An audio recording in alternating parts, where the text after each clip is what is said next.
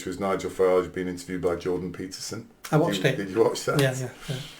And what's absolutely hilarious, not hilarious, but I thought really quite striking, because it kind of, even now, in my supposedly awake moments, things still shock me, and I realise it's because of my conditioning.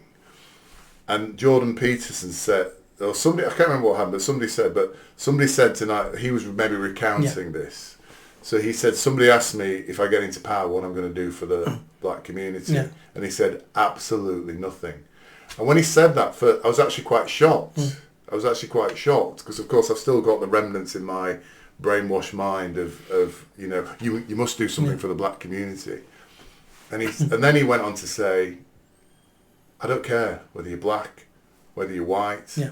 I will do the best for you. We've all got the same problems. We all want the same things. Yeah, correct, we all want good schools, safer streets. We all want better jobs. Yeah. There's nothing the black community want that the white community doesn't want. Yeah. Those things don't exist. Yeah, it's the same thing as saying trans rights are human rights. Trans people have got just the same rights as everybody else, basically. Yeah. But it was quite shocking. Very brave of him, I thought, to say it. He copied me. All right. I did it during the mayor's election. I was interviewed by Iranian TV. Yeah. It's based in London for expats of the Iranian community in the UK. And they interviewed me, so it's on my channel somewhere, and that's what they asked me. What did they say? What was the question? There's 62,000 Iranian expats living in Greater Manchester, potential voters. What are you going to do for the Iranian expat community? And I said, absolutely nothing. And then I just said what I said then. I said, so what did you say? How did you qualify it? I said, I'm going to improve all our problems. I said, I don't play this identity politics. I'm not going to do something for the black community, the Muslim community, this community, the Persian community. I said, I don't play those games. I'm going to do what needs to be done, because you send your kids to school. So we want better schools, don't we? Your wives and children go on the streets. You want safer streets, don't you? Yeah. And I just listed off what we're going to do. And he smiled when I was saying it, and afterwards he went, that was a great answer, that was a great answer. I'm aware there's about 80,000 people in Greater Manchester of Iranian descent, and they've made Greater Manchester their home, which is fantastic. I'm sure they're worried about some of the problems we have in Greater Manchester, and what I can say to them is, I could be your candidate, not because I'm going to specifically deal with Iranian expat issues in Greater Manchester, because I'm not.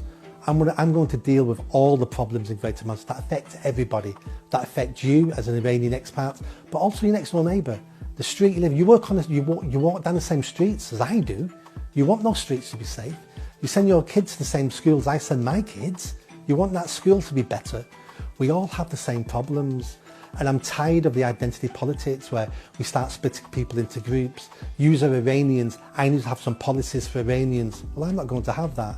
You're Muslim, you're Christian, you're Jewish, I need to have some policies for you people. Well, no, I'm going to have one policy that covers everybody, because we're one community, we're one people living in one country, and I'm tired of splitting us into groups, and I'm not going to go down that path. So do you think Nigel Farage, I know Nigel Farage watches everything you do. He knows me, I've been on his show, and I think, because his ratings started dropping, I think he started watching us. I think he's been watching everything he's been, and he must have seen that interview, and as a result. So, you heard it here first, folks. But it's nice to have a serious senior politician like that say those things.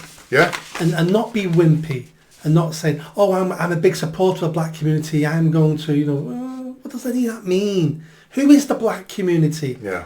Lots of Africans can't stand Caribbeans. Lots of Caribbeans can't stand Eritreans. But I think you're right. What it's doing is just reinforces identity politics. This obsession that the progressive have with putting people into boxes. You're black, you go in the black community. It's like Biden saying, when some bloke said, I vote Republican, he said, you're not black. Yeah. It's kind of, but if this black person, you need to go into a special community box, and we'll give you some special treatment. If you're a Mexican person, we'll put you in this special, but you're right, everybody needs stuff, and they need certain fundamental things they need in life. How are we going to get away from this sectarianism when all our politicians speak in sectarian language?